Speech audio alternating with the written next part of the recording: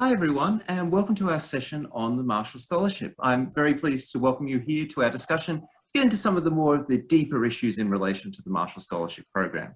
Now, I'm just going to spend 30 seconds at the start talking about who I am and what the Marshall Scholarship Program is, and then I'm going to hand it over to this wonderful panel of people who are Marshall Scholars themselves, people who've been in the interview panels, a tremendous group of people who will have a great conversation. So my name is Andrew Horton, and I work at the British Consulate in New York, coordinating the Marshall Scholarship Program. The Marshall Scholarship is a program that finances for young Americans of high ability to study for a graduate degree in the UK. Up to 50 scholars are selected each year to study at graduate level at any almost any UK institution in almost any field of study. The criteria to become a Marshall Scholar and to apply for it is that you have to be a US citizen, you have to be an undergrad with a GPA above 3.70, you have to have graduated after April 2019 in a 4-year degree to apply for the next round, and you cannot hold a degree from a UK university, but study abroad is okay.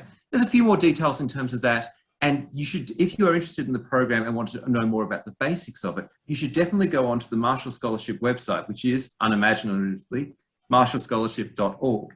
And if you want to find out more of people talking about the Marshall Scholarship Program, go on there, go up the top, hit the scholarship, and then go over to outreach. And from there, you'll see a wealth of different people talking about some of the more basic stuff about this program.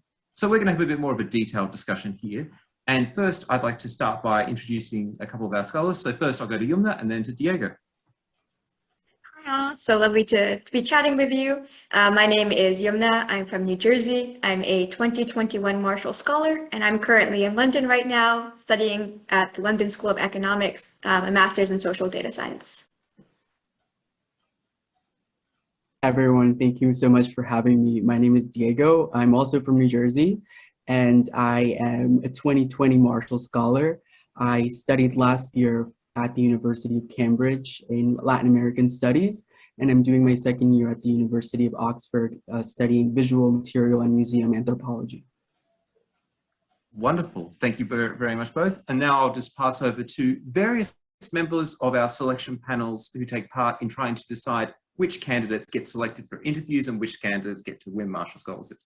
I will, of course, pass over first to our chair, Diane Flynn, and then Dhananjay, and then on to Sandra. Hi, I'm Diane Flynn. I'm the chair of the New York Region Marshall Scholarship Selection Committee. I'm in my 8th year in this role.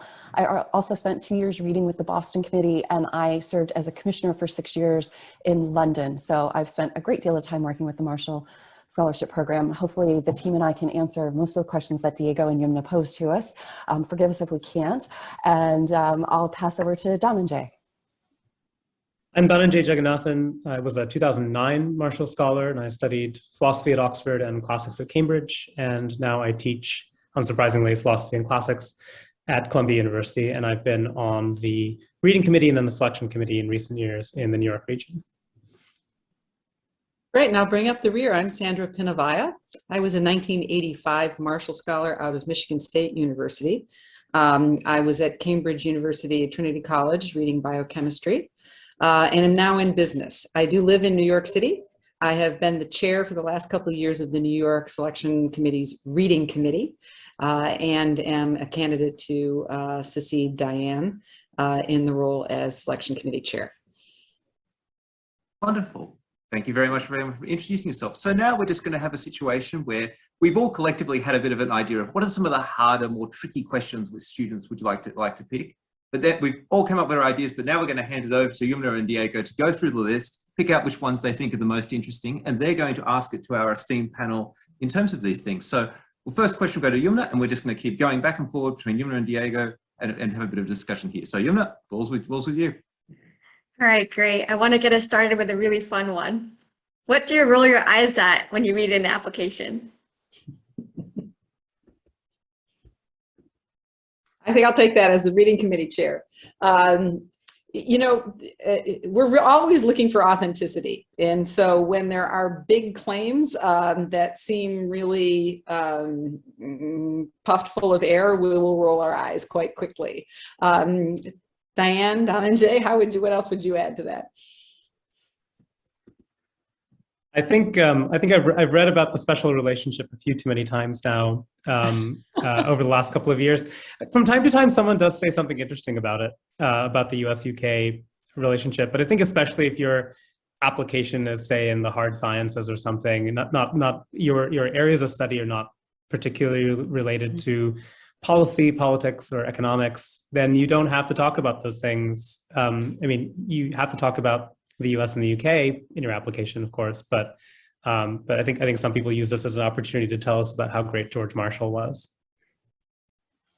Just to close the discussion on this one out, where Don and Jay saying the special relationship, we actually rephrased the ambassadorial question to avoid using the phrase special relationship so people would stop talking about it.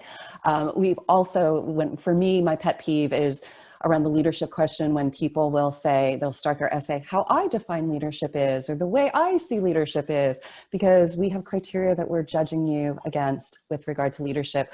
If you define it for us, I can't assess you on that. I have to assess you on our criteria. So it's nice that you have theories of leadership, but I can't give you a scholarship because of your theories of leadership. They have to match up with the Marshall theories of leadership.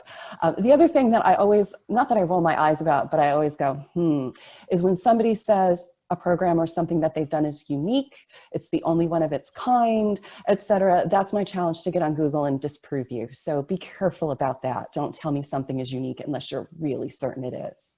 Mm-hmm. I just want to follow up on something Don and Jay mentioned, in that you have to mention the US-UK relationship in some capacity in the ambassadorial question. How can applicants who don't study international politics or relations show US or UK ambassadorial potential? And how have folks from other disciplines brought in the international aspects in this essay question?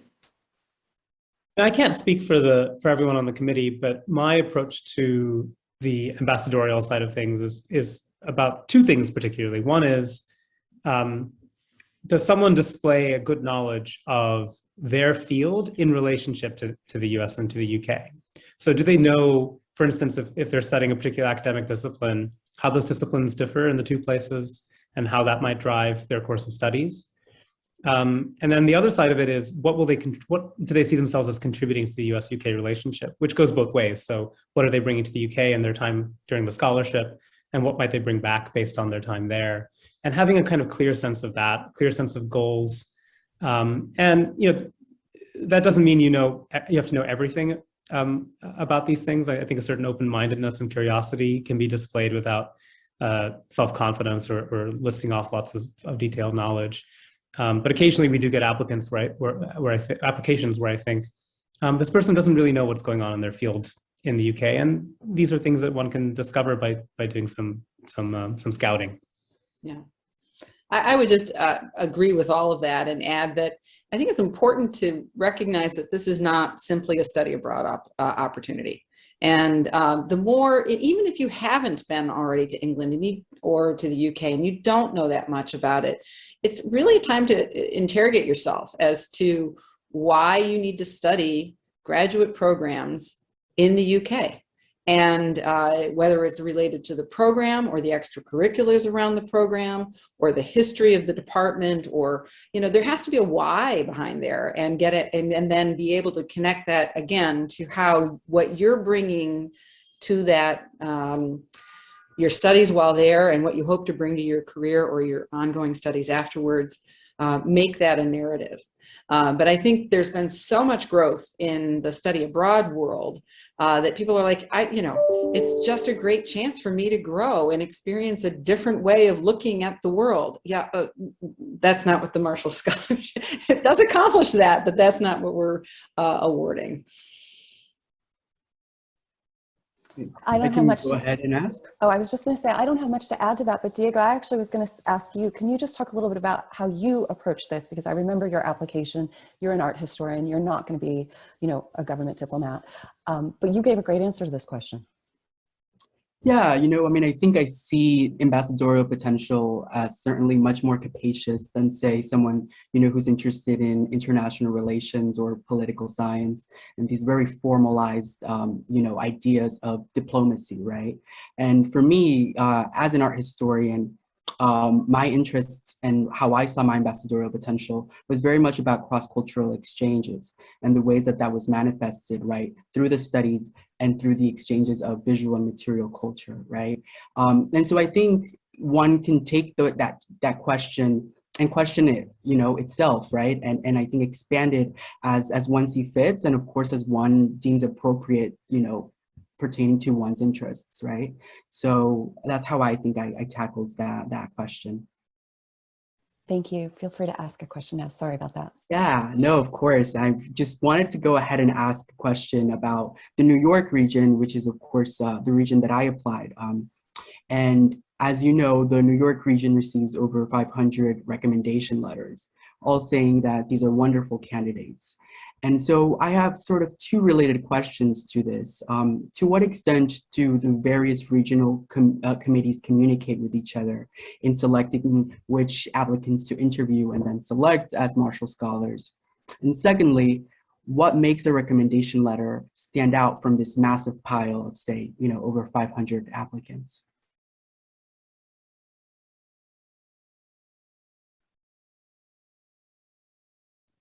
Let's let Dhananjay go first, and then we'll just take it in turns going first between Dhananjay and Sandra, I think.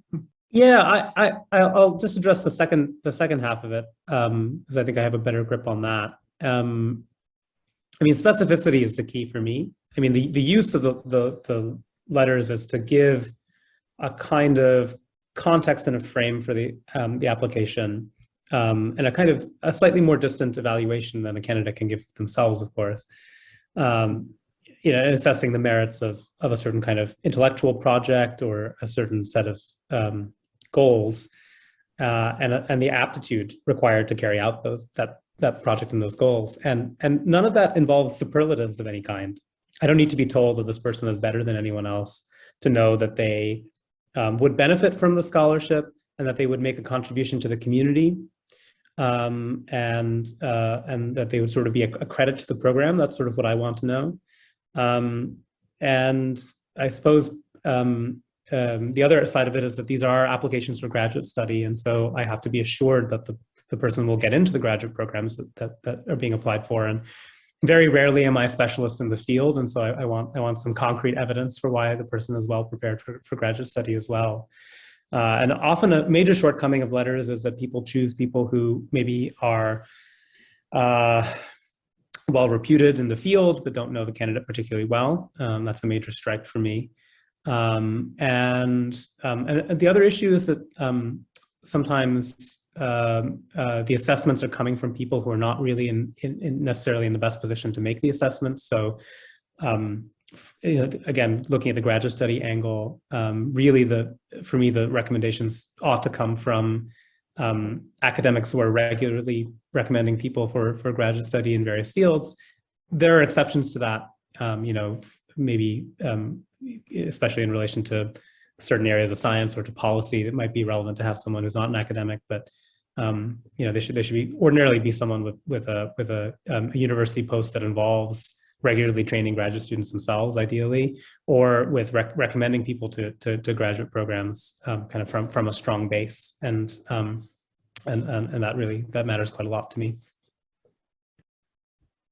Yeah, I agree, and I would add that the ability of the recommender to speak to you as a person, to speak about you as a person, and perhaps put you, I like your words, Dhananjay, the context and frame, put you in some context to the other scholars they have, not Marshall Scholars, but other academics they have worked with, that be able to comment on your work and your interests as being worthy and noteworthy, perhaps.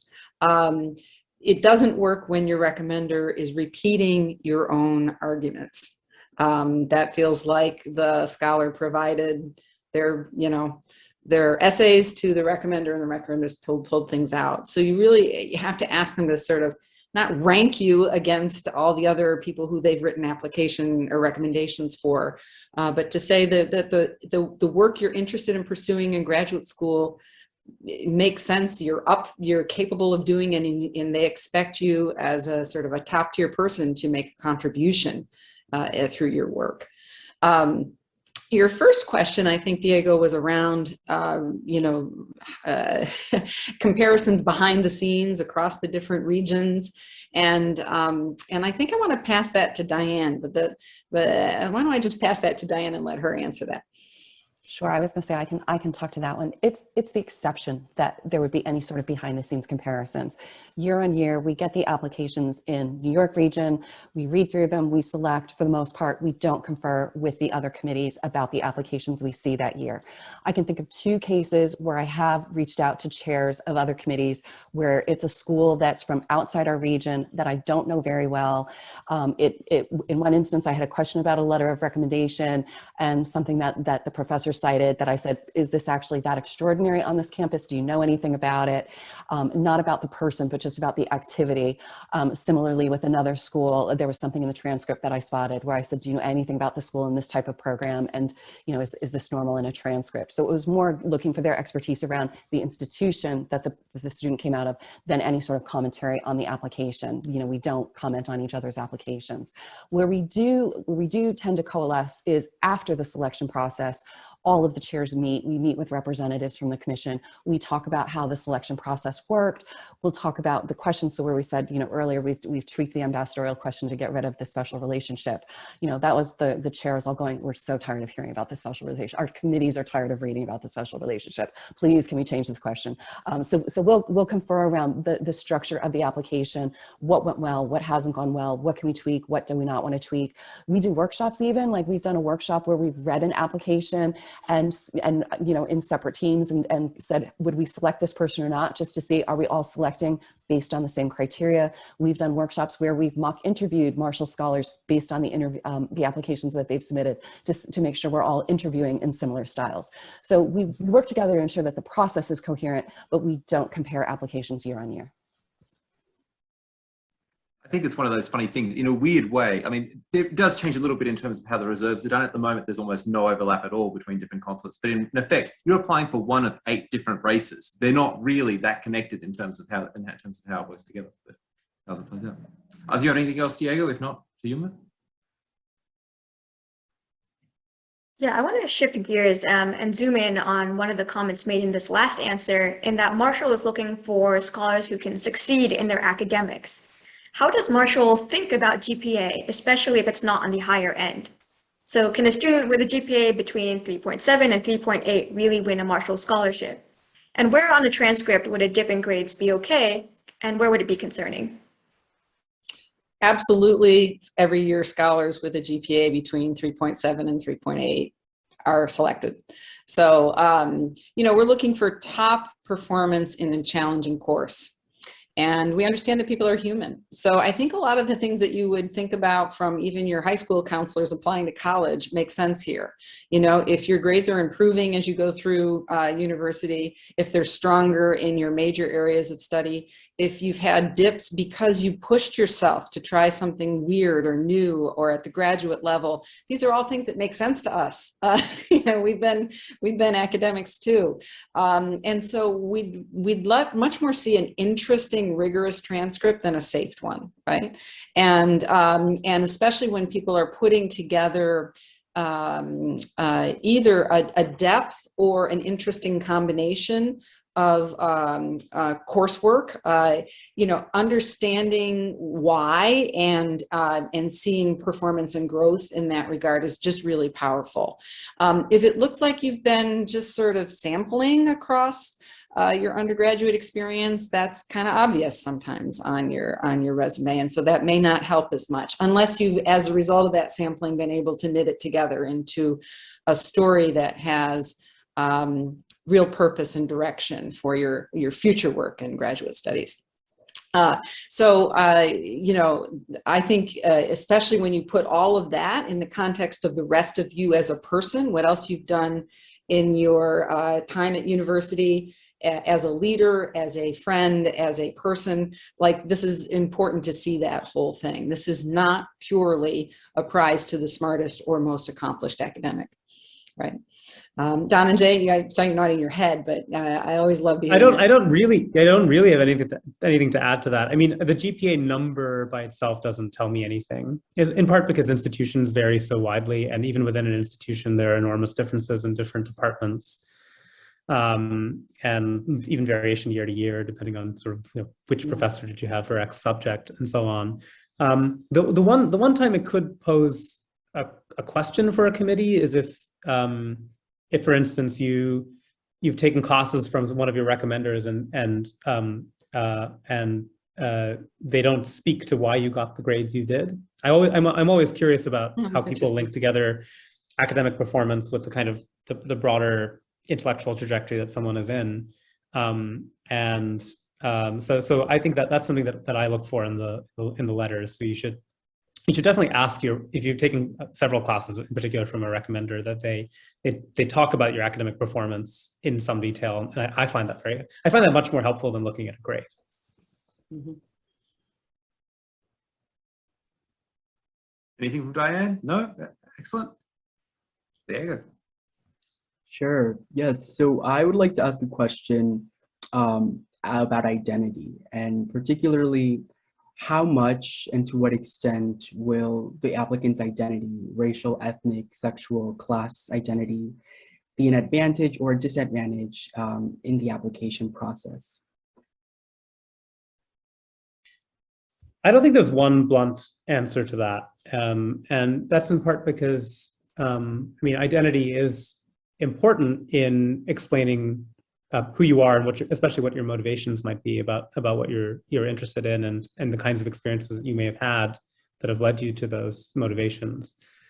So I think where I find knowing about an applicant's identities interesting or useful is in thinking, again, not just about someone as a mind, an academic sort of pursuing some academic course of studies, but as a person who's had a certain set of experiences, been shaped by them, and is in search of something else. Insofar as the scholarship isn't for everyone, that it's designed to promote certain kinds of a certain kind of candidate who's got certain kinds of interests, not just the most, say, talented people in a given set of fields. Then it can come into play to give a sort of broader picture, and that's sort of how I see it. That's on the level of each individual applicant. Of course, there are also, insofar as this is a great benefit to individual people that certain other people are excluded from, there are questions of distributive justice, and as a government program, as a UK government program, there are also certain kinds of considerations there.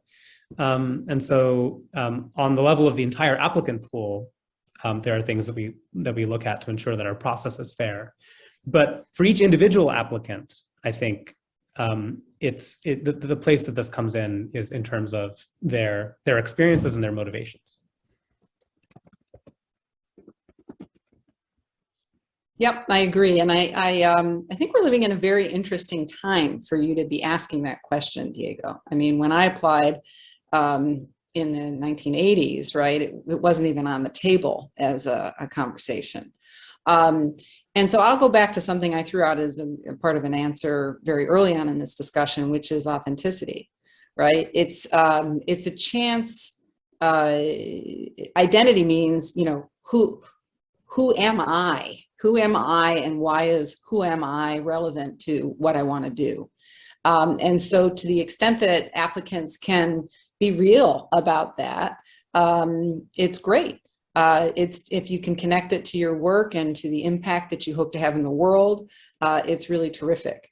But to be really clear, we are not sitting there with a scorecard trying to keep track of how many of this type or that type of person we are selecting or interviewing. We do generally across the committee, as Don and Jay said, we have a lot of work to make sure that we're getting applications from a broad range of schools and a broad range of disciplines and a broad range of people and as much as we can. And then it gets down to the individual and the individual's quality of their arguments towards the goals of the scholarship, which are pretty clear. So it's great. I feel really proud of what we've done in the last couple of years in terms of who we've ended up interviewing and selecting. Each one is a person with just a tremendous identity. So it's been good. Just to add to that really quickly, when I read applications, I don't actually put the person's first name on my spreadsheet because I don't want to be influenced by, do I think they're male or female? The less I know about a person's background, the more easy it is for me to assess against our criteria, if that makes sense, because that's the only way I'm allowed to assess a candidate. The British government doesn't allow positive discrimination. So if any Marshall Scholar is ever told, well, the only reason you're here is because you're from this type of school or from this type of background, that's absolutely incorrect. The only reason you're a Marshall Scholar is because you're a Marshall Scholar and you are selected based on those criteria. So if your background helps to explain how you meet that criteria, it's relevant to the application. If it doesn't, you can leave it out because I'm not selecting on that anyway. So it's one of those things where in an application, you can tell us as much or as little as you like about your background, but the more relevant it is to our criteria, that's how we're going to select anywhere. We're selecting on our criteria. Does that answer the core of the question and kind of why you were asking? Yes, thank you. Actually, I'm going to quickly pose a question to you, to folks. I mean, going back to the eyeball rule question. Sometimes in the personal essay, we hear things that we don't find relevant to the candidate, to the application itself. Do you guys want to talk a little bit about that, or am I going too far? No, I think that's a great point. I mean, I think the personal essay is tricky because it's called personal, and I think that's actually that's part of the problem. I mean, if we called it the I don't know, the candidate narrative or something like that, maybe that would get us more what we want, which is we want to be told a story in which you feature prominently, no doubt, about why you're in this position of applying for the scholarship. You know, what you've done, what lies in your past, what you've been spending your time recently doing and thinking about, and why you see the scholarship fitting into your future, and that's what's most relevant. I don't mind reading more creative ones, but that's really what I want to know, and that I'm not going to get from any other piece of the application specifically, is sort of the candidate narrative that ties it all together. Yeah, and Sandra, it's not that I roll my eyes at a personal statement, but sometimes I wonder, why is this person telling me this? And sometimes it feels manipulative, and sometimes it feels genuine. And so I think candidates need to think about what they're offering up and why they're offering it and how it might come across to a reader. I agree. And I think there's a set of them that come across a little bit, the manipulative ones, is I've overcome huge adversity, and therefore, because I'm a good student, I'm a Marshall Scholar. And adversity is absolutely something that shapes people and has an impact. But unless you can really, again, be authentic and describe why that has motivated you or influenced your journey, it's not just bear all the pain that you've ever had as part of the application.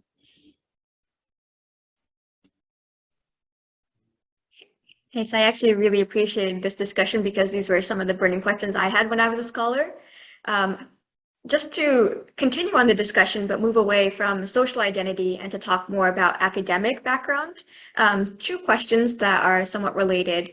Does the eliteness of your undergraduate have an advantage or disadvantage on your application? And similarly, is Marshall more partial towards scholars that list schools that aren't in the Golden Triangle in their program choices? I've lost track who goes first. Is it me? I can't remember. Oh, it's okay. Either way. No, we want people from every school and to be applying. And it is neither an advantage nor a disadvantage wherever you're coming from. And I will say that we get very excited. This is a time for truth telling. If we get an application from a school we haven't had before, we're really excited about that one. That one's going to get extra attention. But it doesn't mean we, sort of look at a pile of applications from Yale and say, oh, ugh, there's a bunch. So there's maybe a little bit more excitement around seeing some of the schools that we see less frequently. And we certainly have an effort against trying to build a flow of interested applicants from some of the more smaller schools, some of the more public schools in our region. We're really excited to see that. So I think we're not easily snowed by, the rankings in the big newspapers of academic institutions. We're looking for real scholars wherever they live. Yeah, I will say one important factor for me is a sort of here's some truth telling, a background concern about the kind of polishing up that some schools offer to their applicants. I don't think this harms applicants from more elite schools, but I think it's a danger that if you go through the kind of polishing up, your application will end up less authentic, to borrow Sandra's word again. It will seem less distinct and it will seem less to have a voice. Voice is not something we teach very much when we teach writing, and one of the things I do is teach people to write and to argue. But it's one of the first things that we intuitively pick up on. And if there are kind of odd shifts in the voice of your application that can often reflect that either maybe you've done it all on your own and it's just gone through too many drafts, or it's a matter of a kind of professionalization in the application that can be a disadvantage. And I think that's more of a risk coming from the kinds of institutions that put forward a lot of these applicants and try to win as many as possible. That's the only thing that I'll say about the sort of level of eliteness. It's long been a concern of mine. I went to a public university that had actually a very strong record of winning Marshall scholarships. But in my bracketing the military academies, there were only 4 scholars in my class, in the class of 2009, who came from public universities. And it's something that I've thought about a lot when I've been on selection committees, why that is, and ways that we can change it. But that's a matter of recruitment, of outreach, of events like this one, of getting as many qualified people as we can to apply. I think I just jump in here on the back of that. I mean, this came from on the previous question, which as well in terms of like a lot of our outreach work. Diane and I have been, and Donajay and Sandra have been working on this for far too long. We've been doing this for many years. And one of the central premises we do this is we want to make sure that everyone has access to the situation. I could easily grab these 3, we can go to a premier university down in New York City and have this fascinating discussion, and the only people who would hear it would be in the room. We want to make sure that, and that's why we're going to be broadcasting this out to everyone, we want to make sure that everyone can hear this and can use this to try and push forward the conversation. Anything else from Diane, or should I pass it there? Yeah, I was going to ask the second part of the question, because Yumna hit us with a double question, which is something we love to do to candidates and just baffle them, where we say, it's a 2-parter, we know you're under lots of stress. Here's the first part, here's the second part, please answer both. So both of my committee members failed at answering both. So I'm gonna tease them a little bit about that later. We knew better than to tread on your territory, Diane. That's right, Diane. A little bit about that later. We were teeing you up. But for the second part of the question about, do we favor candidates who apply outside of the Golden Triangle, or do we prefer? We like to see candidates choose programs that are the best fit for their academic needs. So whether that's a Golden Triangle school or if that's not a Golden Triangle school, that's entirely down to you and how you've positioned yourself in your career and what you need academically moving forward. So, if it makes sense for somebody to go to Oxford and we read that, then we're going to go, yeah, Oxford's the right place for them. If they've picked Oxford and we're going, actually, there's a program that's a lot better than Oxford and it's at a different school, we're probably going to penalize them for that because they've picked Oxford for the sake of picking Oxford instead of the best program for their choice. Now, where the non-Oxford, Cambridge, LSE type of preference comes in is if we have students who are similarly merited. So you all look like great Marshall scholars, but we only have 1 slot left. if one of you has chosen a non-Oxford, non-Cambridge, non-London partnership school, we work with a number of schools that provide partner funding, we would then select that student from the partnership school. So that's where that plays in. So it's not that we prefer students to go to those schools, but if there's a tie across a group of students and one of them has picked a partnership school, then they would go forward. If a few of them have picked a partnership school, then we're really stuck and we really have to have a lot of debate. I need to jump in here, one Diane. Just to clarify one thing Diane said there, it's choosing a partnership school as your first choice in your first year is what confers the benefit. It doesn't matter if it's in the second year. If you're doing a partnership school and you can't decide whether to put it first year or second year, put it in the first year because there will be a small benefit. Sorry to jumping in there. Dan. Yeah, just one quick thing about this. I also think that your school choices should reflect your actual aims, and this is one way in which this comes in a little bit.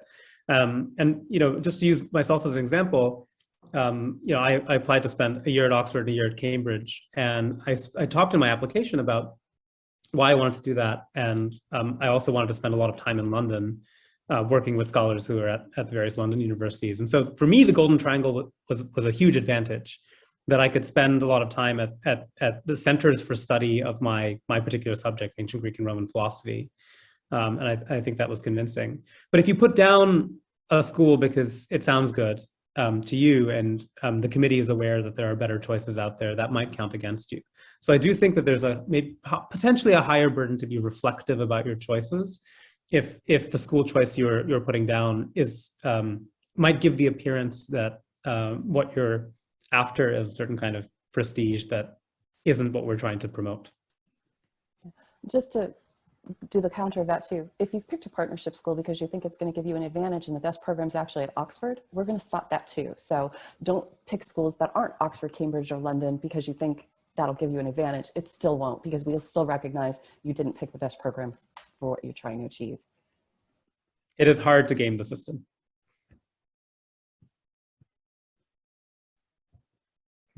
Great. Yeah, if I can go ahead and ask the next one. It's related to the interest that you've just expressed about, applicants coming from smaller universities or, Marshall scholars coming from new universities, right? And so let's say that an applicant comes from one of these institutions where they have never dealt with the Marshall Scholarship before. What can they do to set up this relationship, ahead of time? Amusingly, I get this question in terms of things. In short, the shortest and quickest answer is to email me. My email address at the moment is andrew.hordern@fcdo.gov.uk. I'll also include it on any way I send this out. But in short, get in contact with me in terms of this, and what we can do is then I can then work to get you set up on the system with people in London so that you'll be able to be sent a Marshall Scholarship application, because if you don't have the setup through your different university, you can't even apply. So I think that it's really good. I really love I speak to some people, sadly, usually just after they've applied and put through all their stuff. So it'd be great to get to speak to people before they apply. And then we can just go through some of the processes. I can show you where all these links are for this different information. I can talk to your fellowship advisor if they're having challenges trying to get their application in, and we can try and help move this forward. But yeah, I'm always pleased to hear from anyone in terms of trying to get in for the first time, or anyone else who's having trouble and can't get their application in. Contact me. Always happy to help. Yeah. From the student side as well, once your university is set up with Andrew in the process, or whoever at the consulate in your region is in the process, the Association of Marshall Scholars has a group of volunteers who will work with students who don't have the resource on their campus, who have never been through the Marshall Scholarship process. They'll talk to students about the schools in the UK and the types of experiences they had. They won't coach you on your application, but they can at least give you a feel for what it's like to be a Marshall Scholar, what it's like to study in the UK, what different schools are like. So the Association of Marshall Scholars, and if you go on their website, they have resources too. And if you have difficulty finding them, again, just contact me. I'll happily link people up.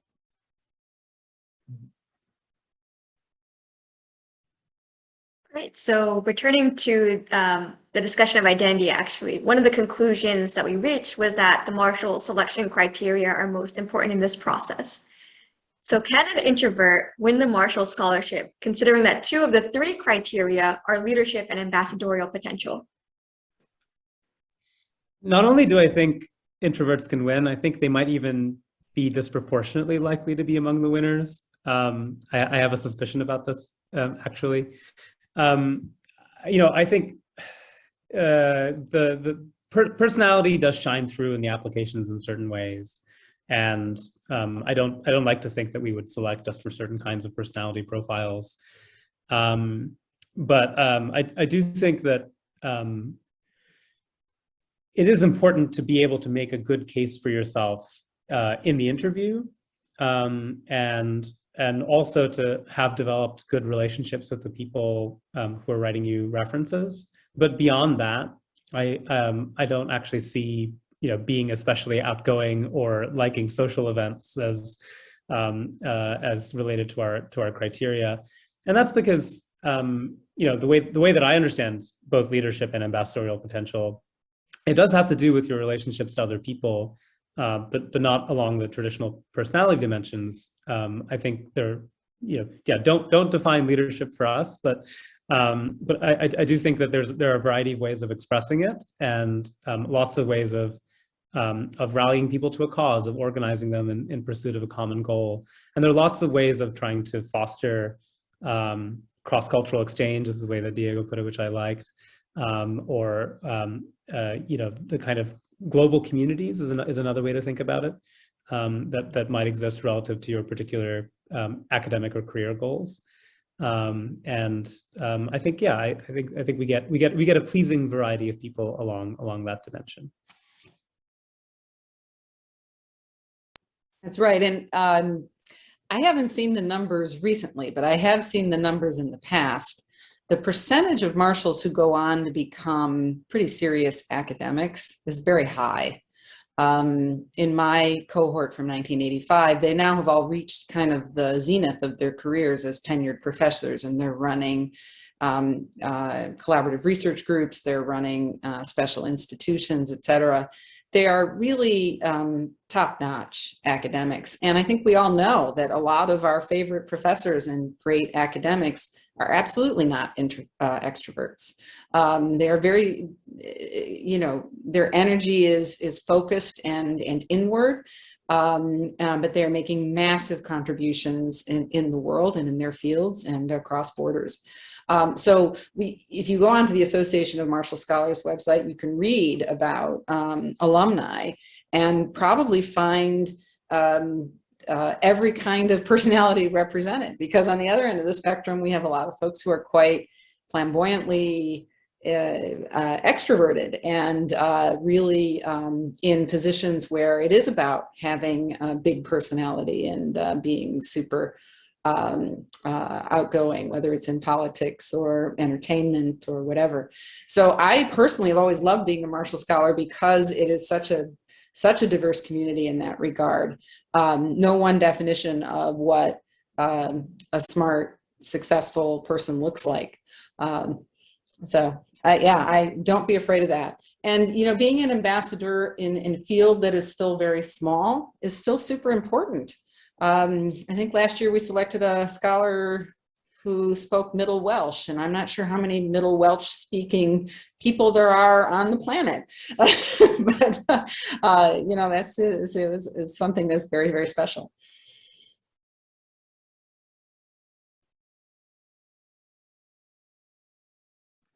Sounds like we've got enough time for one question each, I think, to finish this off. So we'll go to Yumna and then over to Diego.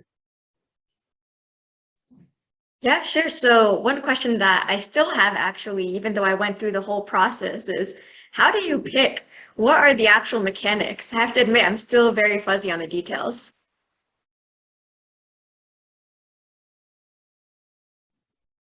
I feel like Sandra should have a go at this question, considering as the reading committee chair past years. I mean, that seems the obvious person for it.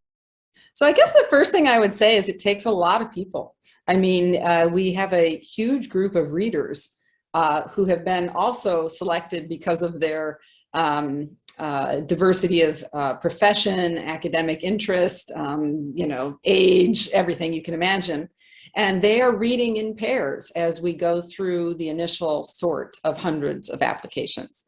And so we try to have your application read by someone who knows what field you're in, at least at some level. In other words, Don and Jay is usually not reading the applications from the physicists, but we do some pretty intense reading. And there is a scoring and reflection process that we guide the reading committee through. And at the end of the reading period, people read in pairs. Each pair is able to sort of rank and propose the top set of people that they'd like to go into the next round. At that point, we reshuffle everything and we reassign for a second round of reading the applications that are going to be going through with an eye to who will be interviewed. So there's a big cull from the first round, and I will tell you, it's really hard. You fall in love with almost every application that you read. It is, I think part of the reason Diane doesn't put the first names down on her spreadsheet is because you don't want to fall in love quite yet. You have to keep open as we're going through this. So it's really hard, and we have a group meeting to sort of get to that next level and agree that we've culled it down to the set that will go on to the second reading round. The second reading round is read by a smaller, tighter group of people who are going to be doing the interviews. At the end of that second reading round, we spend a day in a room talking with each other, debating which of the set of approximately 24, 25 people that we're going to be able to interview out of that second cut. And from there, that's when you get the invitation to come and sort of seal the deal in an interview. And maybe I'll pass it to Don and Jay to talk a little bit about the interview stage. Sure. I mean, well, I think probably a question that everyone has is, what gets you over the line from having an application that was compelling enough to merit an interview to being awarded a scholarship? And in a way, there's no precise alchemy. I mean, I think one of the things we're looking for is, that I'm looking for is a sense of what is important to each person that is easier to communicate in person. And also a kind of intellectual flexibility that I think is a mark of Marshall scholars. People who are not hidebound in the ways that they think, who are willing to take risks. And that's something that is easier to assess when you ask people challenging questions. That is what the interview is about. Not uncomfortable questions, hopefully, but challenging ones that will get people to revisit their assumptions, for instance. There's always a lead interviewer who usually is someone, relatively close to the field, or at least who knows something about it, or will have gone and done some homework on your particular subfield or area, and can ask you fine-grained questions, and that then we have this amazing marathon process of interviewing over the course of a couple of days, and coming up with our final list of people to award, and a very special moment which we call people, because we call people right away, which is great fun. Wonderful. Yeah, I think just to reemphasize something, the point, the concept for the interview stage is, as I said to you, when you came in, when everyone arrives, or was virtually arriving that day, let's hope we can do things in person this year. But when you virtually arrive, it's the case of trying to keep people in a comfortable frame of mind and accept there will be hard questions asked, but by showing perseverance, by showing your ability to get through the tough questions, that'll show great qualities towards trying to win a Marshall Scholarship in terms of things. And yeah, from my position, getting to meet all the scholars before they go in and meet you all, I mean, you're all such amazing individuals, and it is really great in terms of this. And the good news is now that Yumna and Diego know about the reading committees and the readers, as soon as you're back in the US, we can hook you up to try and be new readers. So that's all good. So, yeah. Can I just add a little bit to this conversation? Just to add on to what Sandra and Don and Jay said, you'll hear from them. It's a lot of reading and research and talking and discussing and negotiating. And it all ties back to the criteria. So at the end of the day, when we're looking at those final candidates coming through the interview, we've got the criteria, we've got the sub-bullets. We're really looking at who's presenting the best combination of all of the head criteria and the sub-criteria underneath it. I'm sorry about my clocks. So what we're doing quite often is saying, I love this candidate, but this one maybe showed a little bit more leadership potential, or this one through these activities and these things we discussed showed that their academic path was maybe a little bit stronger. And so it's those sorts of conversations, those are the sorts of trade-offs and the things we're talking about in the discussions, not, oh, I love this person so much, I can't bear that they're not a Marshall Scholarship. That's not at all the discussion we're having. There's usually an element of, I love this candidate so much, but usually where we're looking is, you know, this program that they picked is just the program for them. This candidate's got great leadership and ambassadorship, but the program's just not quite there. So it's that sort of a conversation. So the more you can demonstrate through your application, through your interview, the criteria that we're looking for, that's really what we're selecting on. It really does come down to that. There's no magic to it. There's no special trick. It's try to meet our criteria as best you can. Diane, thank you so much for jumping in on that. And I have to say, I'm newer to the selection process than either Diane or Donajay, but the guiding star is we are representing the British government in this incredible program that they designed and with very specific criteria. So this is not pick your favorite amazing young scholar. This is pick amazing people who also really resonate with the intentions of the scholarship program. And that is the North Star that we keep coming back to over and over and over again. So I guess, again, in the lines of everything that you needed to really learn in life, you probably learned in middle school, read the instructions before you answer the question. But it also ties back to something that I said earlier, where if somebody's saying you're a Marshall Scholar for any other reason than you met our criteria, they are absolutely incorrect. You are a Marshall Scholar because you became, you hit our criteria and you convinced us of that, and we saw that potential in you. And that's what Marshall Scholars are. Sorry, I know it's just one question each, but just having so much fun as an interviewer, just want to follow up real quick. She's turning the tables on us. Now that I have this power, I can't let go. How much of the decision is made by the interview, and how much does the interview make or break the decision? It doesn't always matter all that much. I think that is worth saying, that I think it can show you the life in an application that you were skeptical about. It can show you a point of weakness that you hadn't seen before when you were already convinced. But it's one piece of a set of evidence, and we know, for instance, that there are biases that interviews can bring in, and I'm hesitant to weight them too much. The other thing to say is that by the time candidates get an interview, it's already a very short list from a very distinguished list to start with. And so we're pretty excited to meet and talk to everyone. I mean, we're very excited to meet and talk to everyone at that point.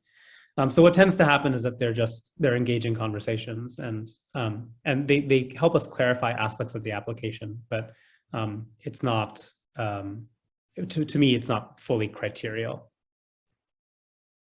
I can also think of examples of people who were absolutely terrified in the interview, who were very nervous, who didn't necessarily present their best on the day, but who still were selected because they presented enough on the day and it was what we needed to hear to test against the criteria to convince us that they were worthy of the Marshall Scholarship. So I think for students who are going, oh, I get really nervous about interviews, or what happens is, we've had people who their flights were late and their taxis were late and they're literally running into the room without having had a pause before they hit the door, and they're going, oh, I was so flustered.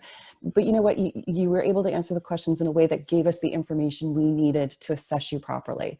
So, the interview matters, because we do need to see, you have some interpersonal skills and you can answer complicated questions, and the material in your written application stands up to who you actually are. But if you're not the perfect interviewee, don't worry too much about it. We're used to that. And Andrew, you can edit this out if I'm not allowed to say this, but on the math side of things, at the end of the day, you're at the interview stage, your chance is 1 in 3 or 4, right? So it still is an important moment, because we still have fewer scholarships than we'd like to be able to award. At the risk of opening up another can of worms, I'm just going to say this and then pass straight to Diego. But from what you've just gathered there, the sense that the questions which are given to each person in the interview are different, because we're asking them questions about your application. Don't go, let's say there's 3 people from your school going to having interviews in the New York panel. Don't go and ask them what questions they ask, because they're not going to be the same for you. You're not the same person. Why would we ask you the same questions if you're doing totally different fields. So just something to do. So I know that this can get these three going. So I'm just going to pass to Diego and we'll go on to the next question. Great, yeah. So my last question, I think, is definitely pertinent to our times. And many applicants, as you know, look towards their extracurricular activities as a source to talk about both leadership and ambassadorial potential in their application. So considering this, how are the limitations imposed by financial hardships and more recently this global pandemic considered or factored by the selection committee? How should one write their application to highlight the limited capacity for discussing these examples? I think this is very important to talk about. I mean, I think one thing is that resume padding is not helpful in itself. I think that's just worth saying straight off the bat. The fact that you've done lots of different things isn't by itself all that convincing. I mean, I think this is something that the college application process promotes in people, that they spread themselves a bit thin, or they try to seem impressive because they do very different kinds of things in their extracurriculars. And I don't take that very seriously. And for me, it's much more about depth, and it might be depth in not in anything extracurricular, but in some particular, whatever the particular area that someone's interested in, or their particular passion. And so I think that's important to say. If you need to provide the context for why, for instance, you maybe started something and then had to drop it, or you had something in mind to do. Maybe you applied for a certain kind of lab experience or summer internship that you couldn't do because you had to work for, those kinds of things. I think those are relevant reasons, and those are things you can flag on your application. That's the way that I would approach it, is saying, did this pose some kind of interfering condition on something that I would have done otherwise? And I think that's a good way to kind of approach that. And it's certainly something we take into account. And one of the great things about the Marshall Scholarship is that it provides the kind of funding, at least for the period of the term of the scholarship, where that isn't a worry. Yeah, I agree. And I would simply add that when people are able to take their work experience, perhaps because they had, financial pressure that they had to deal with and translate the work experience, if not the content of the work experience, the discipline, the lessons that they sort of learned from interacting with customers or the students they were teaching or whatever it was, and link it again to their insights that they've had about the path they want to take going forward. That can be very, very powerful. I'm going to go back to the eyeball roll question, because one of the resume padding idea, if you list every single thing you ever did in college because you went to one meeting of the chess club or whatever, I mean, that is an eyeball roll to me. I mean, if you're committed to doing things extracurricularly that you feed your soul, or are important to your community, or are important to your growth as in your future profession, those make sense to talk about. And if you're really, truly, committed to them, and whether it's, again, your body, your mind, your faith, your whatever it is, if it's important to you and it's part of who you want to present, that's terrific. But if you once were the secretary for a club that you dropped ages ago, we don't need to know about it. Sorry, just one last comment from me. I love that both of the committee members have flagged that having tons of activities doesn't necessarily make you a good candidate for a Marshall Scholar. And I know I've read applications where I'm tired just by reading the CV. And I'm like, if I'm exhausted just from reading it, how has that person actually been impactful in all of those roles? And that's what I'm really looking for when I'm looking at people's extracurriculars and the work that they're doing, is what sort of impact have they had in the time that they've had to give to those activities, whether it's their work, whether it's something that, had to get tweaked because of COVID. Did it show that they could still deliver results somehow? Did it still show that they could creatively problem solve? Did it show their strength of purpose? When we talk about leadership, those are the things we're talking about, not I did 100 extracurricular activities. So if you only had time to do one activity, but that had a lot of impact, that's fine. If you can show us these things through the work that you were doing, if you were working, that's fine too. That's the sort of evidence we're looking for. We're looking for leadership potential. We're not looking to see that you've been there, done that, you've sold the book on it, and really there's not much more you need from the Marshall Scholarship because you've already done it. So think of impact as opposed to quantity. Thank you, everyone. So I think that we've come to the end of our questions. Thank you very much to our questioners. There are a lot of very interesting questions there, and thank you for our wonderful response to our panel.